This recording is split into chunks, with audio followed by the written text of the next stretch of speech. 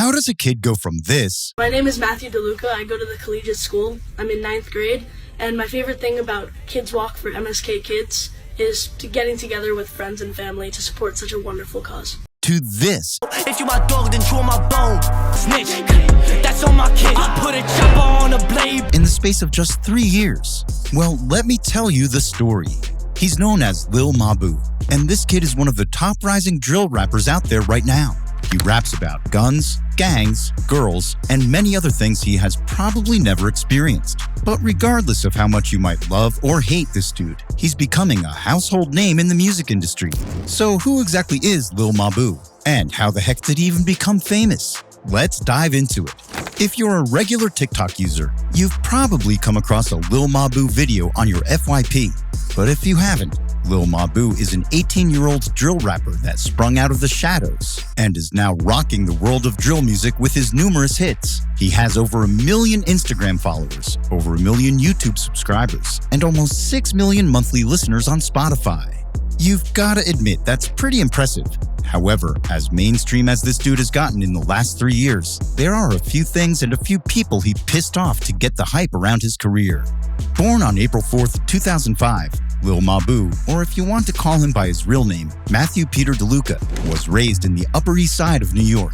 At first, some people speculated that this guy was the son of former Capitol Records CEO Jeff Vaughn, but that's far from the truth. His dad, Peter DeLuca, is a Manhattan funeral director who in 2006 was accused by his ex-wife, Jane DeLuca, of conniving with a pair of corrupt Brooklyn judges to cheat her out of millions during their divorce. This left Peter with a whopping $10 million fortune.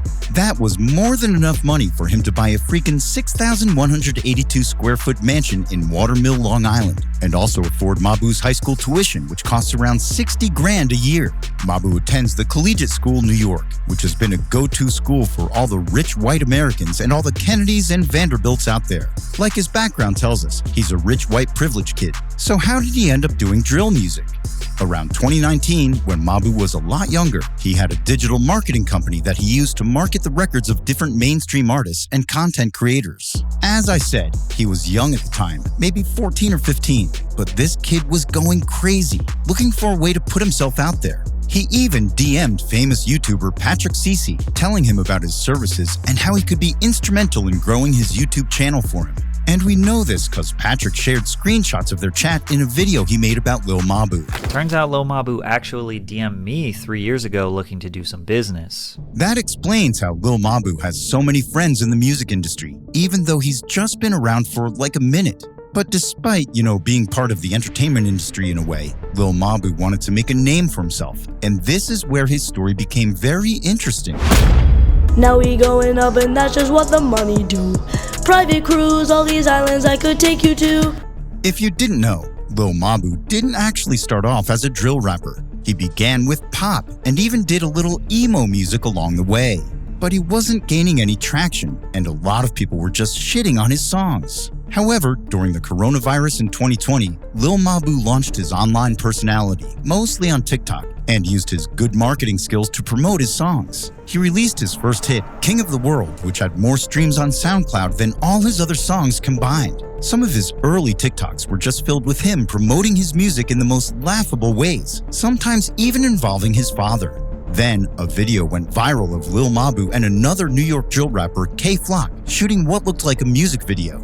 And in typical Lil Mabu style, he built on the buzz and teased his TikTok followers on a music collab with K-Flock. However, K-Flock got arrested in December 2021 on federal charges before their supposed song was released. For some reason, Lil Mabu was again in the spotlight, but it wasn't because of K-Flock. It was because this dude made another collab with one of K-Flock's biggest ops, D-Thang. You can trust Gen Z's called him out on that one because it was way out of pocket. However, Lil Mabu still used this as a marketing tool and made yet another collab with a second K-Flock op, Sha EK.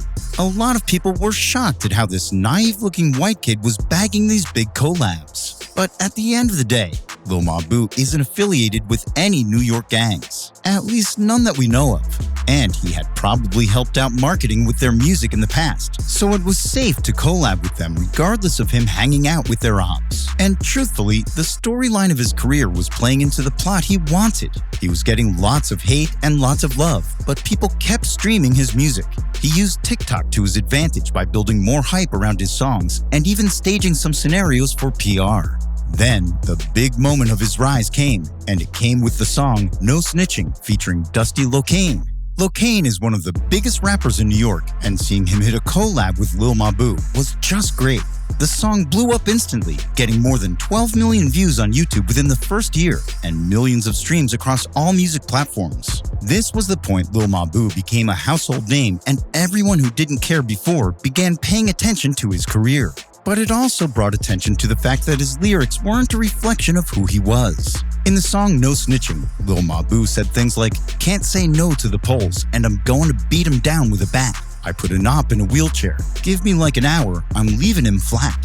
That line made reference to the fact that he'd attack a cop with a baseball bat. But in reality, Lil Mabu isn't about that kind of life. He isn't a gangster, he didn't grow up in the hood, and everything he does and says is just a way to market his music. Some people call him a marketing genius, but a few people like myself don't think so, and I'll prove it to you in a moment. Some of his TikToks appear to be staged, just like the one where he staged his car being stolen, and also the one where paparazzi catch him on his way back from school. And apart from that, most of his regular videos where he asks random people if they've heard his songs are shot in the Upper Side of New York, while his music videos are shot in a more ghetto scenery. But the one thing that really got people talking was the music video of his song Throw, featuring Didi Osama. In this video, Mabu stages a scene where he gets shot by a friend in the hood. A lot of people took offense with this, because this is a kid who doesn't know what it's like to see a loved one get shot, or even see a family member get incarcerated for being in a shootout. Lil Mabu was directly exploiting the black narrative without having any experience in any of the things he did or said. And I'm not trying to hate on this dude, I'm just stating the facts. But if you look at it from his perspective, it's these facts that have kept him in the spotlight and solidified his name on the grand stage of relevancy. The more controversial things he does, the more people talk about him, and the more the name Lil Mabu is out there. So is this really a good marketing strategy? Yes, but it's not new. He's like a replica of 6ix9ine from 2018, going viral on Instagram with his pointless beef videos and diss tracks. The difference here is that Lil Mabu got accepted into the rap community pretty fast. He's gotten support and recognition from guys like Tory Lanez, Lil Mosey, P&B Rock, Rich the Kid, and Lil Durk. At first, it all seemed like Lil Mabu was an industry plant or a culture vulture according to one condescending post by the Daily Mail about him. But in reality, he's not an industry plant and people don't even care that much. Let's face it, the majority of kids listening to rap music nowadays are white. The music industry is predominantly white, and white rappers are more marketable, so to speak. And if you say Lil Mabu has no street credibility, then what are you going to say about a guy like 6ix9ine, who supposedly has this street cred, but still snitched on his entire gang?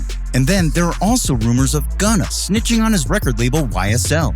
No one cares. I mean, if a guy like Lil Durk can vibe freely with Lil Mabu, then it just means this kid is valid at this point. Lil Durk is one rapper you know for a fact is really about that life and who's lost close friends to hood violence. So the question of why drill rap is accepted even when the audience knows the lyrics and lifestyle portrayed by the artist is fake isn't a question for Lil Mabu to answer, but rather for the audience. The kid's just doing what he has to do to make a name and stay relevant. However, we gotta ask, how long before he falls off? I mean, he's having a huge success right now, even with his latest release, Mathematical Disrespect, making it to the Billboard Hot 100. But how long before he begins to struggle for new ideas? We've seen 6ix9ine drop into beefs with other rappers just to keep his name at the top. So maybe Lil Mabu becomes one of the greatest rappers in the next 5 years. Maybe he falls off, and maybe, just maybe, you'll like this video, subscribe to our channel, and turn on post notifications so you don't miss out on sizzling new content. But the truth still remains that Lil Mabu had a good start in his music career, and his strategy to become a household name was epic.